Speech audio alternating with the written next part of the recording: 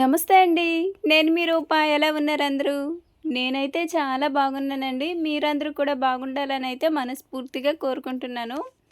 ఈ వీడియో వచ్చి సోమవారం రోజు తీసిన వీడియో అండి. నేను నిన్న మంగళవారమే పెడదాం అనుకున్నాను కానీ, ఆ రోజు తిరిగే తిరుగుడికి తలనొప్పొచ్చేసి నేను ఇంకా నైట్ వాయిస్ ఓవర్ అయితే ఇవ్వలేకపోయాను. అందుకని ఈరోజైతే ఈ వీడియో అప్లోడ్ చేశానండి. పొద్దున్న 5 గంటలైతే అవుతుందండి. ఇంకా ఈరోజు సోమవారం కదా! దీపారాధన అయి చేసుకుందామని మళ్ళీ ఇంట్లో పని ఎక్కువ ఉంటుంది. అందుకని కొంచెం తొందరగా లేచా. మా వారైతే నీళ్ళు పెట్టడానికి వెళ్ళారు. తను వెళ్తూ నాకు అంటే బయటకొచ్చి చుట్టూ చూస్తున్నాననమాట. భయపడకులే, వెనకాల మామయ్య వాళ్ళు పూలు కోస్తున్నారు. భయపడక్కర్లేదు, పని చేసుకోలే, మళ్ళీ పిల్లలకి ఆలస్యం అయితదని అయితే మా వారు చెప్పేసి ఎళ్తున్నారు. అది నిజమే. 7 గంటలకి వచ్చే బస్సు కదా! సో, కొంచెం తొందరగానే చేస్తేనే వాళ్ళని పంపియడానికి అయ్యిద్ది. కానీ ఈరోజు పిల్లల్ని స్కూల్‌కైతే పంపియలేదు. ఎందుకంటే అంటే ముందు నుంచే పంపిద్దాం అనుకున్నాను గానీ, సడెన్‌గా ఇద్దరికీ బాగా జలుబు చేసిందండి. అందుకని ఇంక ఈరోజు స్కూల్‌కైతే ఆపేశాను. కానీ ముందు వరకు పంపిద్దామనే అనుకున్నాను. తీరా వాళ్ళు లేచేటప్పుడు వాళ్ళ హెల్త్ చూసి ఆపేసాననమాట. పూర్ణిమ ఉన్నట్టయితే అట్ట వదిలేసేదాన్ని. వీళ్ళిద్దరే కదా! అందుకని ఇద్దరిని ఒక మంచం మీదేసి, ఇంకో మంచం లేపేసి పనిలో పనిగా ఇల్లు మొత్తం ఊడ్చేద్దామని. అంటే మళ్ళీ వీళ్ళు లేచారంటే నాకు వీళ్ళతోటే సరిపోయిద్దండి. మళ్ళీ వీళ్ళు వెళ్ళే వరకు ఇల్లు ఊడవటము కుదరదనమాట. అందుకని వీళ్ళు లేచేలోపే మిగతా చిన్న చిన్న పనులన్నీ కూడా చేసేసుకుంటా. ఇంక ఈ బట్టలు, అంట్లు ఇవైతే కాకపోతే వాళ్ళు ఎళ్ళాకైనా చేసుకోవచ్చు. ఇంకిక్కడ సాత్విక ఏమో నిద్రలేచి ఏమంటుందో తెలుసా? అమ్మ అది బయట తెల్లారిందా? నేను తాతయ్య వాళ్ళ ఇంటికెళ్ళి ఆడుకొనొస్తాననైతే అంటుంది. లేదమ్మా బయట చీకటిగా ఉంది, కాసేపు పడుకో అంటే ఇంకా సరే అని పడుకుంటుంది. మా సాత్విక ఏంటంటే 'నరసింహ' సినిమాలో రమ్యకృష్ణ గారి టైప్ అండి. కళ్ళకి అస్సలు కాంతి పడకూడదు. అలానే చాలామంది ఆల్మోస్ట్ ఉంటారు. కానీ నేను మాత్రం ఆ టైప్ కాదు. సో, లైట్ ఉన్నా లేకపోయినా నాకు నిద్ర పట్టేసిద్ది. మా వారు ఒక్కోసారి తెల్లవారుజామున 2, 3 మార్కెట్‌కి వెళ్తారు కదండీ! నాకు భయమేసి లైట్స్ అన్నీ ఆన్ చేసి వదిలేసి పనుకుంటాననమాట. అంటే అంటారు కదండీ! ఆకలికి రుచి ఉండదు, నిద్రకి సుఖం ఉండదని ఆ టైప్ అనమాట మనం. నాకు ఏంటో అర్థమవ్వదు. మా ఇంట్లో ఎటు చూసినా మంచాలే కనిపిస్తాయి. కొన్ని వీడియోస్ చూసేటప్పుడు ఎవరింట్లో కూడా నాకు అంటే ఇలాంటి మంచాలే కనిపియవనమాట. అసలది ఎలా నాకు అర్థమవ్వదు. అంటే అసలు మంచాలే ఉండవా? లేదంటే కింద పనుకుంటారో గానీ, ఎవరి వీడియోలో కూడా పెద్దగా ఇలాంటి మంచాలే మా ఇంట్లో మాత్రము బయట చూసినా, ఇంట్లో చూసినా మంచాలే ఉంటాయి. అలా అని వీటిని తీసుకెళ్ళి నేను ఎక్కడ పెట్టలేను. ఇలానే ఉంటాయి. అందుకని నాకు ఎలా ఉంటే అలానే వీడియోస్ కూడా నేను తీసుకుంటా. ఈ మంచాలు కూడా మేము డబుల్ కాట్ మంచం ఉంది కదండీ! అది తీసుకోకముందు తీసుకున్నామనమాట. 2 మంచాలు సరిపోతాయిలే అనుకున్నాము. ఒకవేళ అది తీసుకునే ఆలోచన ఉండుంటే ఈ రెండిట్లో ఒకటి ఆపేసేవాళ్ళమి. పిల్లలు పనుకున్నారు కదా! ఆ మంచమైతే ఊర్లోకొస్తేను తీసుకున్నారనమాట. అంటే సాత్విక అన్నప్రాసనకి అమ్మ వాళ్ళు అందరూ వచ్చారు. ఒక మంచం ఉంటే ఇంట్లో బాగోదని చెప్పి అప్పటికప్పుడు ఆ మంచం తీసుకున్నాము. అండ్ ఈ మంచమైతే ఇంట్లో దిగిన స్టార్టింగ్‌లో తీసుకున్నాము. ఇంకా తర్వాత పెద్ద మంచము. ఇంకిప్పుడు పూర్ణ ఉంది కాబట్టి సో, కరెక్ట్‌గా అలా సరిపోతున్నాయి. అదే లేదంటే మాత్రం ఒక మంచము అట్లా నిలబడి ఉండడమే. ఇంకా బయట రేకులు దించే ఆలోచనలో ఉన్నామనమాట. ఒకవేళ రేకు దించినట్లయితే ఒక మంచం బయటికెళ్ళిపోతుంది. చక్కగా పైరుగాలికి బయటే కూర్చోవచ్చు. ఇంకా బయటే ఉండిపోద్ది. పద్దాక ఇంట్లోకి బయటికి తిప్పాల్సిన పనే ఉండదు. అండ్ నెక్స్ట్ వచ్చి ఇల్లంతా తుడిచేసి మాప్ పెట్టేసుకున్నానండి. ఇంకా స్నానం కూడా చేసేసుకొని పిల్లల్ని స్కూలుకి కూడా ఇంకా లేదు కదా! సో, అందుకని ఇంకొంచెం నిదానంగానే పూజ అయన్నీ కూడా చేసుకొని ఒకవైపు వంట కూడా చేసుకుంటున్నా. మా వారేమో శివయ్య అభిమాని అంటే శివయ్య భక్తుడు. అందుకని సోమవారం ఇట్లా పాటిస్తాము. మామూలుగా అయితే అంటే పెళ్ళికి ముందు గుడికి కూడా వెళ్ళొచ్చేవారంట. పెళ్ళైన తర్వాత గుడికి లేదు గానీ నాన్ వెజ్ అట్లా ఏమీ తినేవారు కాదు. ఇంకా తర్వాత పిల్లలు పుట్టాక కొన్ని రోజులకి మళ్ళీ నార్మల్‌గా అలవాటు చేసేసుకున్నారు. ఆ తర్వాత ఒకరోజు శ్రీశైలం వెళ్ళారనమాట మా వారును వాళ్ళ బాబాయి. శ్రీశైలం వెళ్ళేటప్పుడు అక్కడ ఒక రాత్రి నిద్రపోవాల్సొచ్చింది.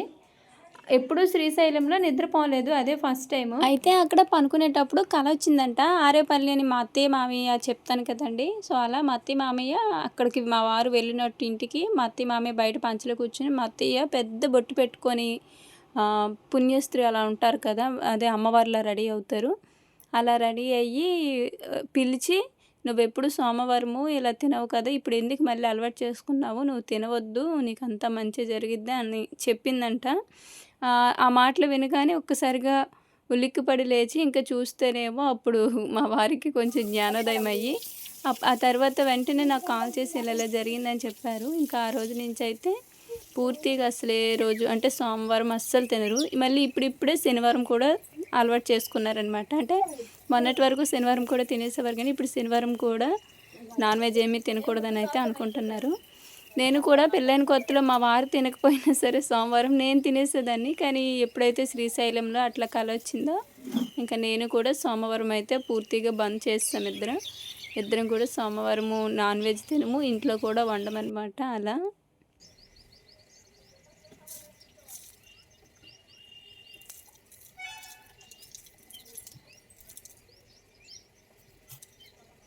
అందరూ కూడా సిజేరియన్ అంటే కంట్రోల్ ఆపరేషన్ చేయించుకున్నారంటే చేయించుకోలేదు. ఎందుకంటే సాత్విక అప్పుడు వీక్గా పుట్టిందనమాట.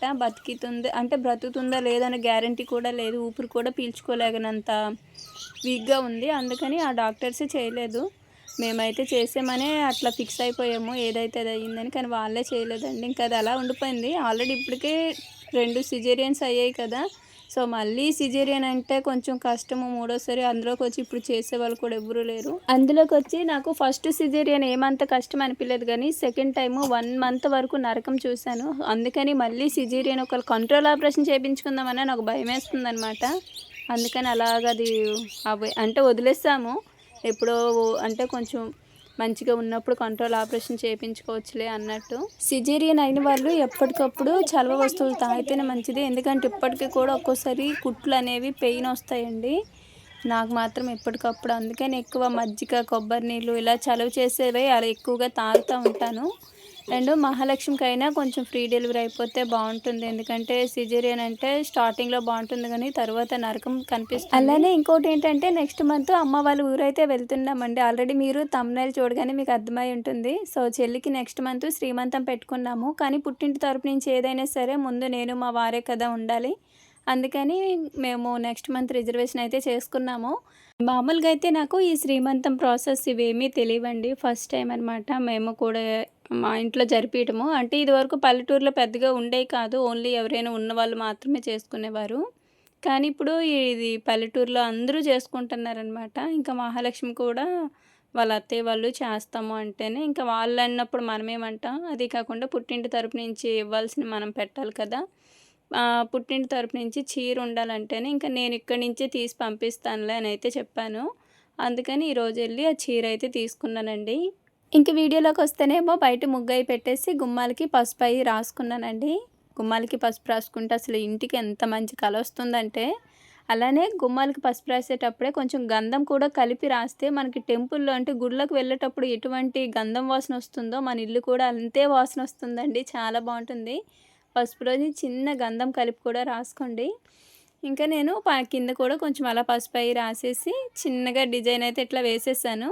పిల్లలు మరీ పెద్దగా వేసినా పాపం దాటలేకపోతున్నారనమాట, తొక్కేస్తున్నారు. అందుకని మా సాత్విక వచ్చి అమ్మ తొక్కకూడదు కదా, దాటి వెళ్ళనా అని అంటుంది. అసలు తొక్కరు ముగ్గులు మాత్రము. ఇంకా పిల్లకాయలు అందరూ ఎక్కువయ్యి ఆడుకుంటే తప్ప వీళ్ళిద్దరు మాత్రము ఉంటే మాత్రము ఎక్కువగా ముగ్గులు అయితే తొక్కరండి. అందుకని నేను ఆ ధైర్యంతో ఎలాంటి ముగ్గులైనా సరే ఓపికగా వేసుకుంటాను. అలానే నెక్స్ట్ వచ్చి పూజ గదిలో దేవుడి ఫోటోలన్నిటినీ కూడా ఇలా పసుపు నీళ్ళతో అయితే కడుగుతున్నానండి. ఎక్కువగా పసుపు నీళ్ళతోటే కడుగుతాను. అది 2 వారాలకు ఒకసారి అలా అయితే కడుగుతాను. ఫోటోలన్నీ కూడా ఇలా మంచిగా కడిగేసుకొని ఒక పొడి క్లాత్ తీసి తుడిచేసుకుంటే సరిపోతుందండి. లేదంటే మళ్ళీ వాటర్ లోపలికి వెళ్ళి పాడైతాయి అనమాట. అందుకని వెంటనే మళ్ళీ క్లాత్ పెట్టి అయితే తుడిచేసుకుంటాను. ఇంకా కూర అయితే బంగాళదుంప ఫ్రై అయితే చేశాను. వంట కూడా అయిపోయిందండి. ఇంకా ప్రశాంతంగా దీపారాధన కూడా చేసుకుంటున్నా. పువ్వులన్నీ కూడా వైట్వి, ఎల్లో కలర్ మాత్రమే కోసుకొచ్చాను. ఇంకా మందార పువ్వులు కూడా ఈరోజు చాలా వచ్చినాయి. ఇవన్నీ కూడా తీసుకొచ్చి పూజ గదంతా నింపేశాను. బంతిపూలు పూజలో పెట్టకూడదు అది ఇది అన్నారనమాట. అందుకని బంతిపూలు ఎప్పుడు ఈ మధ్య పెట్టట్లేదు. అంతకుముందు పెట్టుకునేదాన్ని. ఇంక ఇంటి ముందు కూడా పువ్వులు చాలా ఉన్నాయండి. బంతి చెట్లు అన్నీ కూడా తీసేస్తున్నాము. ఎందుకంటే మొత్తం ఇరిగిపోయినాయి అనమాట. గులాబీ చెట్లు మొత్తం కమ్మేసుకున్నాయి. ఇంకా వీటి వల్ల అవి కూడా ఎదగట్లేదు.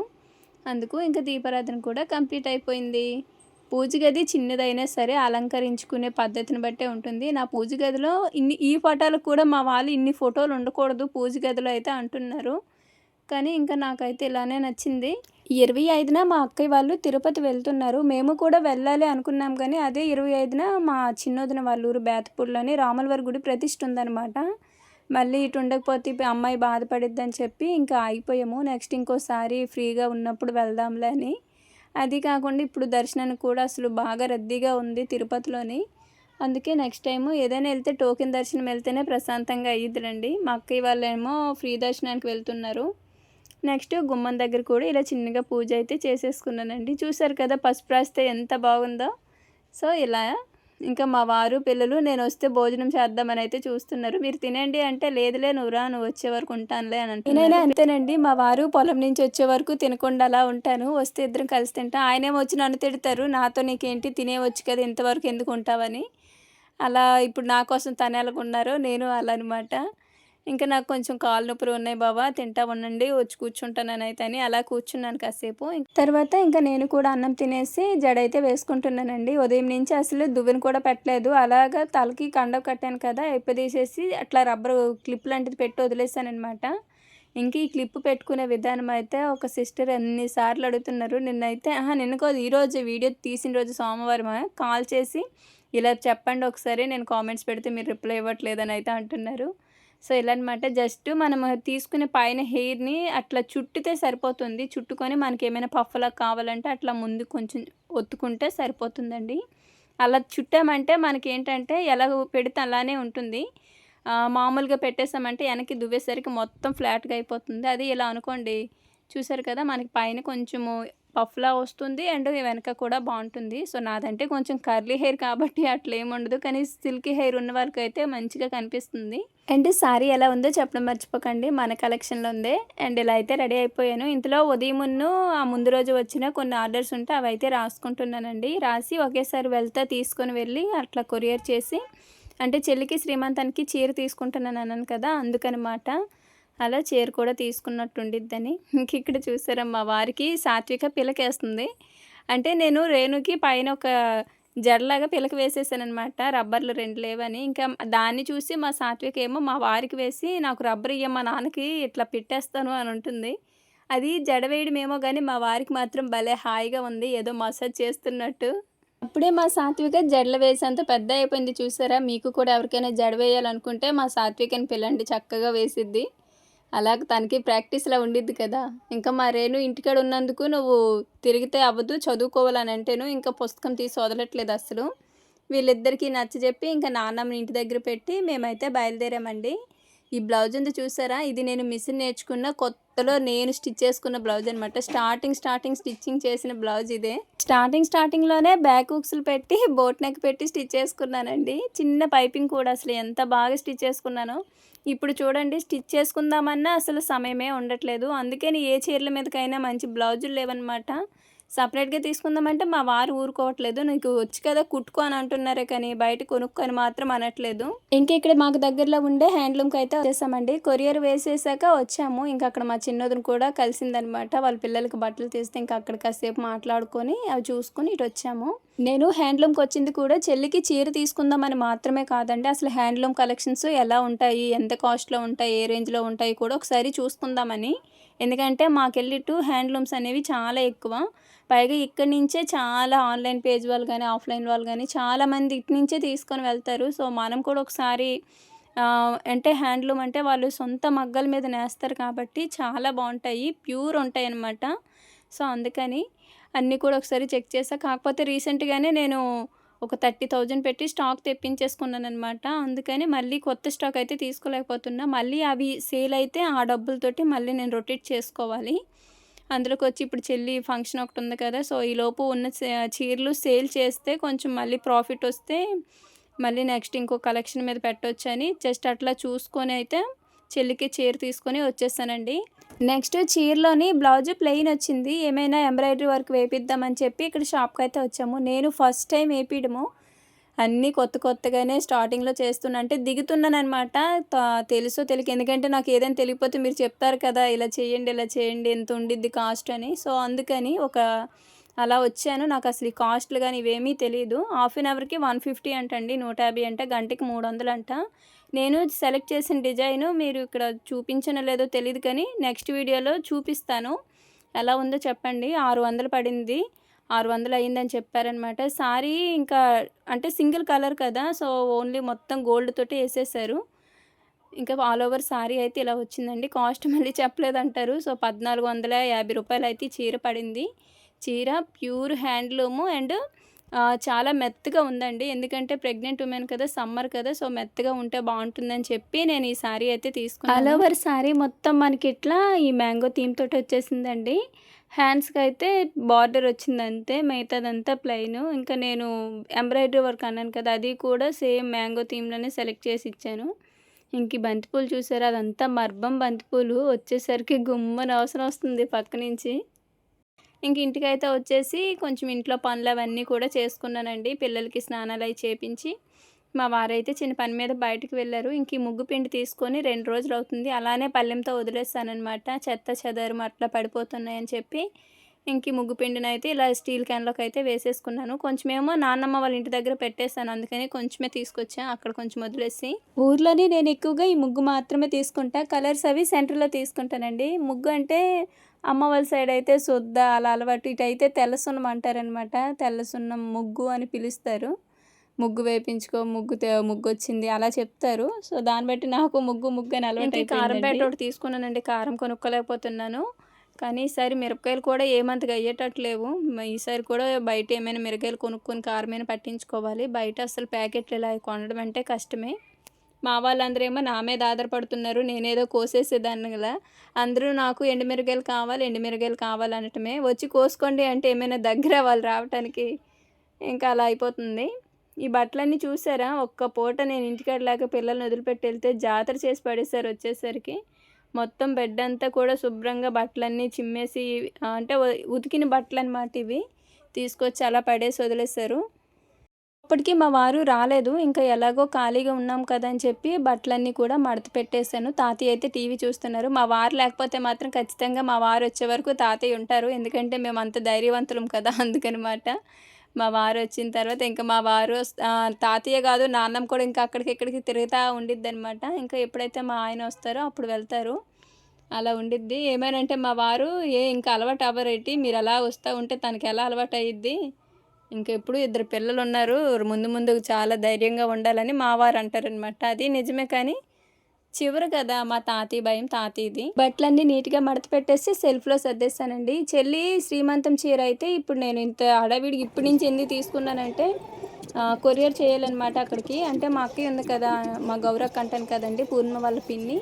అంటే ఇద్దరు అబ్బాయిలు ఉంటారు చూడండి తననమాట. సో, తను స్టిచ్చింగ్ చేసిద్దని చెప్పాను కదా! అందుకని పంపించేసానంటే తనే స్టిచ్చింగ్ చేసిద్ది. నన్ను చేయమన్నారు గానీ నాకు టైం లేదులెండి అక్క. కొరియర్ చేస్తాను నువ్వే స్టిచ్ చేసేసేయి అంటే ఇంకా సరే అందనమాట. ఇప్పుడు తిరుపతి వెళ్తున్నారని చెప్పాను కదండీ! వాళ్ళే. సో, తనొచ్చేసరికి కొరియర్ వెళ్తే చాలు. వెళ్ళగానే స్టిచ్ చేసిద్ది. నెక్స్ట్ మంత్ 9ననమాట శ్రీమంతం కూడా. మేమేమో శ్రీమంతానికి 2 రోజుల ముందు అలా రిజర్వేషన్ చేసుకొని వెళ్తున్నాము. అందుకని ఈలోపు పంపించిస్తే మా అక్కయ్య స్టిచ్ చేసుకునిద్దని. సో, అదనమాట అండి. ఈరోజైతే ఇలా అయితే గడిచింది. వీడియో చూసి వెళ్ళిపోకుండా చిన్న లైక్ ఇచ్చి అలానే వీడియో మీకు ఎలా అనిపించిందో కామెంట్లో తెలియచేయండి. మరో మంచి వీడియోతో మళ్ళీ కలుద్దాము. ధన్యవాదాలు.